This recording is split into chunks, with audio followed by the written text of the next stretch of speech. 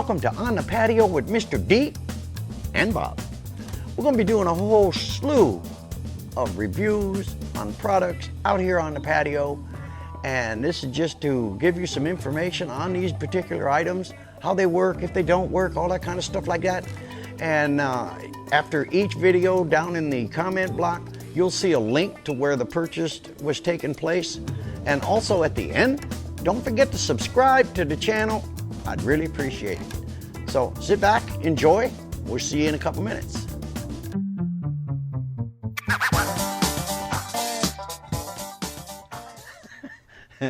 Hello, and welcome to On the Patio with Mr. D. Hey, today we're going to look at a camera that's been reviewed a gazillion times, but never, ever reviewed for what I use it for, and what many people have asked me on my channel. Dale, what camera do you use in your kayak to get those wildlife shots that you get? And you know, to give you some background, I did a big shootout on bridge cameras, which was good, which was bad, and all that kind of stuff. I used to go out with my full frame camera with this great big huge lens that weighed a ton, but that's a lot of money. And my whole issue is when you're in your kayak trying to get those wildlife shots, you got to reach way out there to get the shot you're looking for. And in most cases, if you get too close, you're going to spook whatever wildlife it is, so it's going to flutter out. So here's the difference on today's review. I've been using this camera for a while now, and I really want to focus this review in one area only.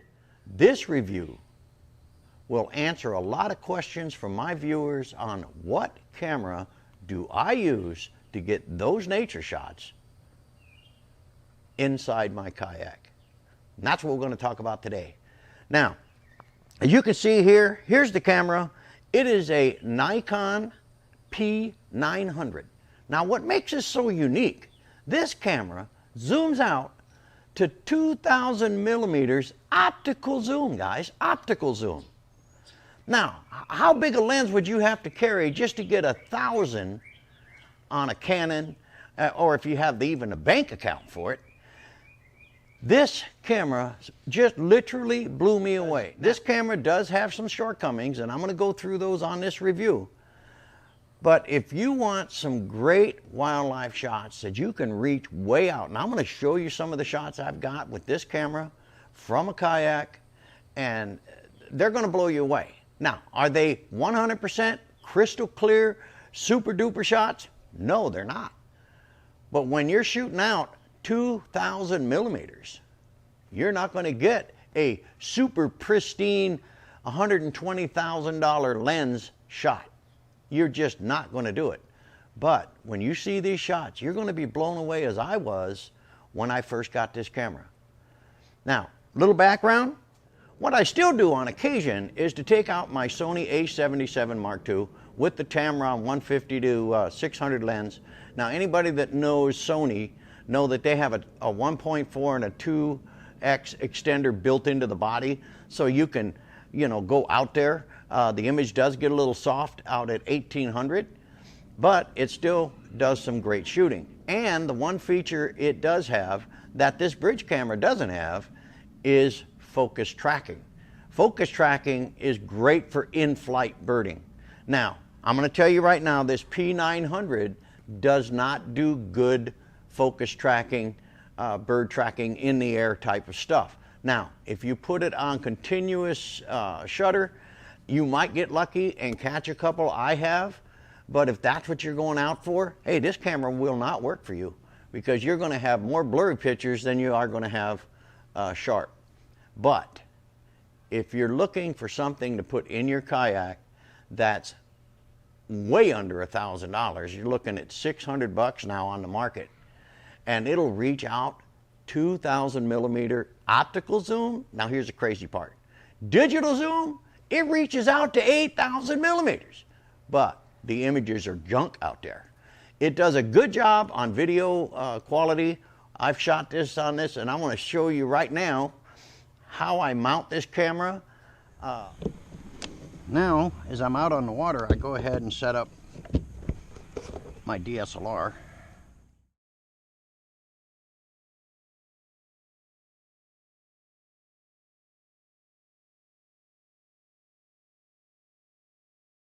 Kayak. Now I handheld shoot it, and I also mount it on a Scotty mount with a quick disconnect.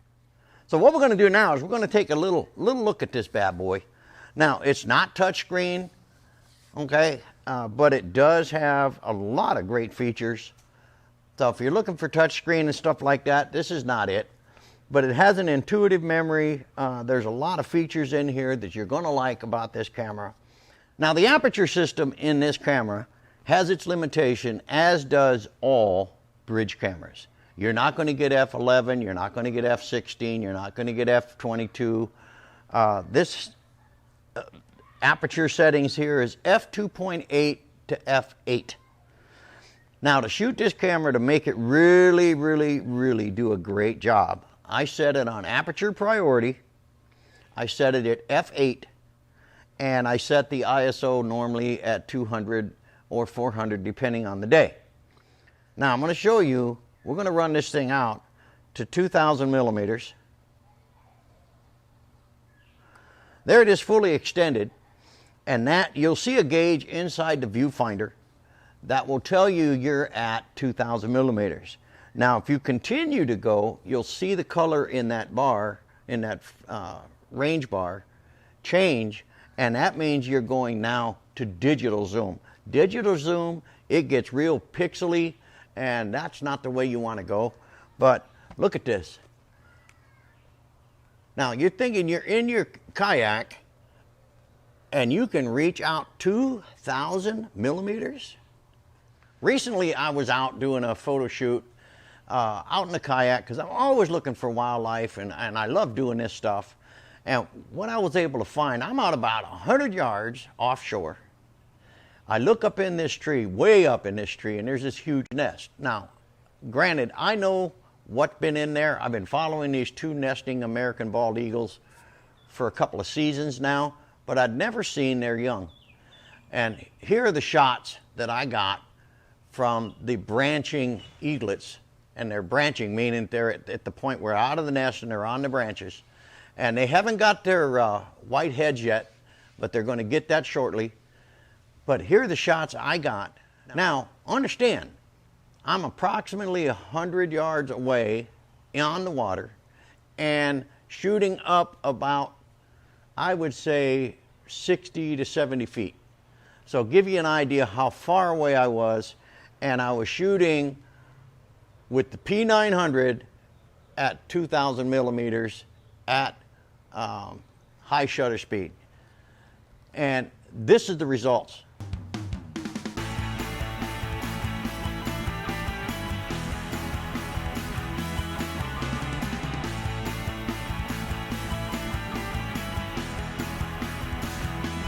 Now, as you can see there, I mean, those are awesome. Now, in post-production, you will have to hit a very slight clarity bar. You don't always have to. Sometimes you got to find the sweet spot in this camera. I found it to be about 400 to 500 millimeters is the sweet spot. In other words, out of the camera, they are just pristine. When you get out around 2,000 millimeters, the image gets a little bit soft, but not enough to throw it away, guys. I mean, look at these shots. These are phenomenal, shot at 2,000 millimeters. So, hey, you can't go wrong with that. So one of the next things I want to talk about, they did some bad things with this camera, and one of them, and I don't believe, I just really don't understand why they did this, but if you look right here, here's your 1/4-20 mount for your tripod. Now, why is it not in the center? The problem with that is when you have a lens that reaches out this far and you put pressure on that, this thing's going to break out. Now, I've seen a couple guys that's used this camera for a while, and this section right here busted. But I found from another viewer a way to do a ring support, especially when this thing is reached out at 2,000 millimeters. And that's this bad boy right here. Now, I use this to support the ring and also center up the camera just like this, and you just tighten this down. Now, as you can see, you've got some great support for this lens. And when I have it on my quick release system on the Scotty mount, this really works well. Now again, I don't mount these cameras until I'm on the water. Then I reach over, grab it out of the dry bag or out of the deck bag, and I mount it in the way that I want to set it up. Now, in the hard kayak on the Wilderness Tarpon, I have a Scotty mount system that I have a quick release mounted on the bottom of this ring plate, or this lens ring, and it goes right here. And then I attach it and it clips right into the Scotty mount camera mount. Now, as you can see in this clip, that's how that thing is set up. And it really works well, because sometimes I'll be wanting to shoot some video or some stills right from the boat whilst I'm paddling. And this allows me to do that. I've done this on several occasions. You'll see a clip here where I'm doing that. There's two things you got to worry about when you're taking camera gear with you in a kayak. One is getting in the boat and getting out of the boat. I recommend strongly that you don't have any of your camera gear mounted on the boat anywhere. Have it in your dry bags and then do the final setup once you're out there. And then that's the right way to do this, because trust me, I found out I went to get out of my kayak in this launch area that was not really, in fact, I shouldn't even tried to land there, but it was my mistake, my bad. I went to get out of my kayak, that thing flipped sideways. One DSLR went in, a GoPro gimbal with GoPro, all of them went in the water. And now the cool thing was, it didn't come unattached, it just submerged. The boat flipped sideways and it threw me out, but the electronic gimbal, the camera, all that stuff was in the water, so I had some real problems there. That's one of the things that kind of steered me away from using my high-end, expensive cameras. I mean, you're going out buying a 5D Mark III or 4, whatever they are now, or a Sony A7 III, or, I mean, you're looking at $2,000. They're not water resistant. They're not waterproof. Now, you're spending $2,000 just on a body. Now you're going to add the glass.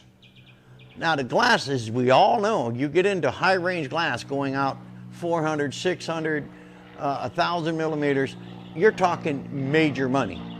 And having that kind of money in the kayak on a freestanding tripod or something like that, and an incident happened, that camera's watered, you're done. That camera is done. So, you know, that's what prompted me. My little incident that I did out there prompted me to look for something else.